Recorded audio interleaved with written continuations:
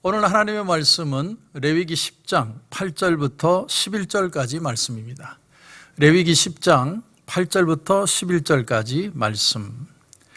여호와께서 아론에게 말씀하여 이르시되 너와 내 자손들이 회막에 들어갈 때에는 포도주나 독주를 마시지 말라.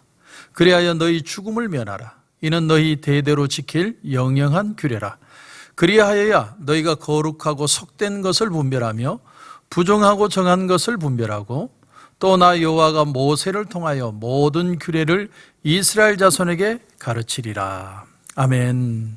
한번 기도드리고 말씀 전하겠습니다. 하나님 은혜를 감사합니다. 오늘 포도주와 독주에 대한 얘기, 제사장의 얘기를 통해서 우리가 하나님 앞에 어떤 자세로 신앙인으로 살 수 있어야 할지를 배우게 하시고 오늘도 말씀으로 승리하는 하루가 되게 하여 주옵소서. 주님 은혜 주실 줄 믿고 예수님의 이름으로 기도드립니다. 아멘. 오늘 본문은 아론의 두 아들 나답과 아비후가 다른 불을 하나님 앞에 들이다가 성전에서 하나님의 불이 나와서 그들이 갑자기 죽고 난 뒤에 저주와 같은 일이 일어나고 난 뒤에 적힌 성경의 글입니다. 그래서 오늘 9절을 보면 너와 내 자손들이 회막에 들어갈 때에는 포도주나 독주를 마시지 말라. 그리하여 너희 죽음을 면하라.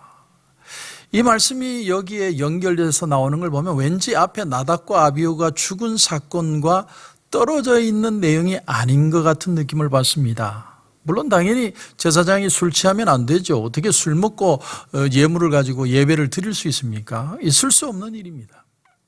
요즘 이 미국에 이제 술 소비가 갑자기 증가하고 또 마리화나 소유도 증가하고 그런가 하면 드라마 보는 사람들이 그렇게 많고 이런 현상이 우리에게 보여주는 게 뭘까요?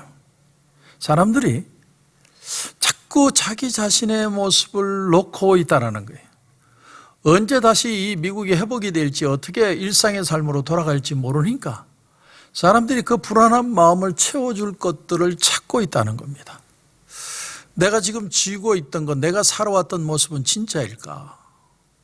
나는 다시 내가 생각하는 그 행복을 찾을 수 있을까? 사람들이 다 불안한 거죠. 그래서 오늘 말씀에 제사장이 회막에 들어갈 때 포도주나 독주를 마시지 말라. 이 말씀을 보면 무엇을 우리에게 먼저 도전하고 있냐면 네가 지금 하는 일이 흐려지지 말고 분명한 자리를 깨닫고 하나님 앞에 나아가라. 그런 말씀을 깨달을 수 있습니다. 여러분 나답과 아비후가 결국 죽은 이유가 뭐라는 겁니까? 제사장의 정체성, 그 아이덴티티를 잃은 모습, 이런 행동을 했기 때문에 결국 하나님의 버림을 받았다라는 말이죠. 우리는 하나님 앞에 언제나 정말 변함없는 예배자가 되어야 됩니다. 제가 이렇게 온라인 설교를 하고 이제 한 3주 정도 우리가 온라인 예배를 드렸는데 그러면서 저나 여러분도 우리가 모르게 이 예배에 유스트 되어가고 있다는 것을 느끼기 시작합니다. 그러면서 내가 어디를 가고 있을까? 우리가 교회된 정체성은 뭘까? 거기에 대해서 자꾸 질문하게 됩니다. 제가 이렇게 온라인으로 여러분에게 매일같이 설교를 드리는 이유 중에 하나는 사실은 여러분보다 사실은 저를 위해서 그렇게 하고 있습니다. 왜냐하면 아무것도 안 하고 멍하니 있다가 주일 말씀 전하고 금요일 말씀만 전하면 내가 내 정체성을 잃어버릴 것 같아서 매일같이 10분 설교를 나와서 설교하고 그 설교 작업을 하고 집에 들어가고 매일 그 루틴한 삶을 계속하는 이유가 뭐냐면 내가 내 자신의 정체성을 잃어버리지 않기 위해서요. 사도행전 8장 18절에 보면 사마리아 사람 시몬에 대한 얘기가 나옵니다. 그 시몬이라는 사람이 사도들의 안수로 성령 받는 것을 보고 돈을 들여 이르되 이 권능을 내게도 주어 누구든지 내가 안수하는 사람은 성령을 받게 하여 주소서. 이 시몬이라는 사람이 이방인인데 베드로가 기도하는데 사람들이 성령을 받는 걸 본 거죠. 그래서 내가 돈을 줘서라도 저 성령을 사고 싶다는 거야. 내가 성령을 줄 수 있는 권한을 가지면 좋겠다. 그런데 여기에 대한 베드로의 대답이 이렇게 나옵니다. 베드로가 이르되 네가 하나님의 선물을 돈 주고 살 줄로 생각하였으니 너의 은과 네가 함께 망할지어다. 하나님 앞에서 네 마음이 바르지 못하니 이 도에는 내가 관계도 없고 분깃될 것도 없느니라. 베드로가 아주 무서운 발언을 했습니다. 이 도에는 네가 관계도 없고 분깃도 없다. 이 말이 성령의 은사를 못 받는다는 말인지, 아니면 너는 구원 자체를 받을 수 없다는 말인지 우리가 확실하게 알 수는 없지만, 만약에 후자의 것이라면 이 사람에겐 다시는 예수 믿을 기회를 놓치는 아주 힘든 순간이 된 겁니다.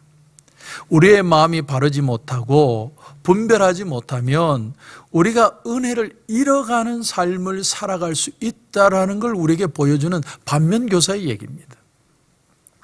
그러므로 우리는 어떤 자세로 하나님 앞에 나가야 되는가? 오늘 본문에서는 제가 여러분에게 몇 가지를 도전으로 드리고 싶습니다. 자, 우선 첫째는 기도하는 자세와 마음이 필요합니다. 기도. 여러분, 말씀을 들을 때 단 10분의 말씀을 듣더라도 먼저 기도하고 말씀을 들으십시오. 그냥 이거저거 기사 보고 유튜브 방송 보다가 말씀 보는 거 하고요, 기도하고 무릎 꿇고 1분이라도 기도한 뒤에 하나님의 말씀을 대하는 건 천지 차이입니다. 우리의 삶의 가장 중요한 아이덴티티가 무엇인가를 보여주는 거죠. 그래서 여러분, 제가 대단해서가 아니라 여러분이 하나님의 말씀 앞에 있다는 자세를 가지고 먼저 기도하고 말씀을 들으십시오. 두 번째는 믿음을 가지고 들어야 됩니다. 믿음을 가지고 나가야 됩니다. 하나님이 함께 하실 것이다. 나와 함께 하실 것이다. 예수님이 말씀하셨죠. 볼지어다 내가 세상 끝날까지 너희와 항상 함께 있으리라. 그러니까 함께 있는다는 말의 원의 의미는 같이 걷는다는 뜻이 있습니다. 주님이 세상 끝날까지 같이 스텝을 맞추어서 걸어가시겠다는 거예요. 여러분, 그걸 믿어야 됩니다. 그걸 믿지 못하면 오늘 나는 내 행동을 놔버리는 거예요. 내 마음대로 그냥 풀어버리는 겁니다. 엘리사 선지자가 자기 수종 게하시가 아이가 죽었다는 소식을 전했을 때 이 게하시가 자기 지팡이를 주면서 그 아이에게 가서 그 지팡이를 그 위에 얹어라. 그렇게 말하면서 뭐라고 얘기를 하냐면, 너는 길을 갈 때 그 아이에게 도착하기 전에 인사하지 말라. 누구를 만나도 인사하지 말라고 그렇게 충고를 합니다. 여러분, 왜 그랬을까요? 가다가 이 사람 저 사람 다 만나서 얘기하다 보면 은혜 다 쏟아버리기에 인사하지 말고 곧장 아이에게로 가라는 겁니다. 여러분, 왜 인사하지 말라고 했느냐? 여러분, 우리가 하나님의 은혜와 하나님의 그 은사, 영적인 역사를 경험하고 그것을 간수하고 그것을 사용하는 법에 있어서 이 세상의 법칙과 다른 법칙이, 하늘 법칙이 있다는 겁니다. 여러분, 이것저것 다 두리번거리고 이 내용도 성경에 맞추고 저기도 성경에 맞추고 그렇게 시작하는 게 아니라 하나님의 말씀이 기준이 되어서 시작해야 된다는 거예요. 그 외의 것들은 우선 부수적인 거예요. 하나님의 말씀 앞에 서서 집중해서 말씀의 힘으로 살아가는 능력이 필요하다는 거예요. 제가 새벽 5시 반에 시간을 맞춰놓고 5시 반이 되면 말씀이 뜹니다. 그 시간에 말씀을 듣든 아니면 아침에 내가 눈을 뜨고 하나님의 말씀을 시작하든, 가장 중요한 것은 내가 눈 뜬 시간에 말씀으로 시작하는데 기도로 시작하고 믿음으로 시작하라는 겁니다. 그 마음이 반드시 있어야 우리는 끝까지 흔들리지 않고 믿음에 승리하는 삶을 살아갈 수 있다는 겁니다. 오늘 말씀을 다시 보면, 해막에 들어갈 때 포도주나 독주를 마시지 말라. 그러면 너희 죽음을 면할 것이다. 그러면서 10절에 보면, 그리하여야 너희가 거룩하고 속된 것을 분별하며 내 마음을 놓지 않고 하나님의 말씀에 집중하고 믿음으로 살아갈 때 뭐가 바른 것이고 뭐가 틀린 것인지를 그때 알 수 있다는 거죠. 그래서 부정하고 정한 것을 분별할 수 있다. 여러분, 기억하십시오. 세상의 신문의 소식이 우리가 옳고 그름을 분별하는 게 아닙니다. 하나님의 말씀의 기준을 딱 잡고 그 말씀을 붙들고 나갈 때 우리는 이 세상을 분별력 있게 믿음으로 승리하며 살아갈 수 있는 것입니다. 사단은 참소자라는 뜻이 있습니다. 자꾸 옆에 와서 참소한다는 거죠. 두려움을 줍니다. 널 봐라, 네 꼬라지를 봐라, 너 이래가지고 너 되겠냐, 너 망한다, 그러니까 되는 대로 살아. 사단은 하루에 수없이 우리를 찾아와서 그 얘기를 합니다. 여기에 우리가 굴복하면 안 됩니다. 우리는 믿음에서 믿음으로 이루는 삶을 살아야 됩니다.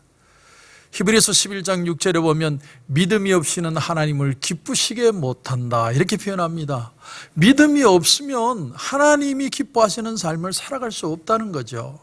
그런가 하면 그 다음 절 말씀에 하나님께 나아가는 자는 반드시 그가 계신 것과 또한 그가 자기를 찾는 자들에게 상 주시는 이심을 믿어야 할지니라. 우리의 마지막 상급, 우리의 삶의 결론을 쥐고 있는 분은 하나님이라는 거예요. 그러므로 우리가 하나님 앞에 믿음으로 설 수 있을 때야 결국 하나님의 인도하심의 역사를 경험하게 되는 것입니다. 포도주나 독주처럼 여러분의 마음을 흔들리지 마십시오. 흐리지 마십시오. 오늘도 말씀으로 승리하는 저와 여러분이 되시길 간절히 축원합니다. 오늘 말씀을 듣고 여러분 5분이라도 무릎을 꿇어보십시오. 그리고 이렇게 한번 기도해 보십시오. 주여, 내 믿음으로 주님을 기쁘시게 하는 하루가 되게 하옵소서.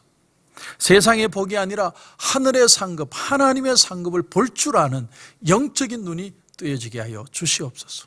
오늘 새벽에도 그런 기도 드리며 승리하는 저와 여러분이 되시길 주님의 이름으로 축원합니다. 기도하겠습니다. 하나님 은혜를 감사합니다.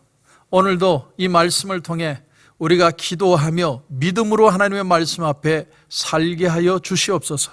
그래서 우리에게 주시는 이 복이 세상의 복이 아니라 하나님이 주시는 복이라는 걸 깨닫게 하시고 내 초점이 흔들리거나 마음이 흔들리지 않게 하시고 이 세상을 담대하게 믿음으로만 하나님을 기쁘시게 할 수 있다고 하였사오니 믿음으로 승리하고 하나님을 기쁘시게 하는 귀한 하루가 되게 하여 주시옵소서. 오늘 하루를 살아가면서도 믿음으로 승리하는 하루로 주님께서 인도해 주실 줄 믿고 예수님의 이름으로 기도드립니다. 아멘.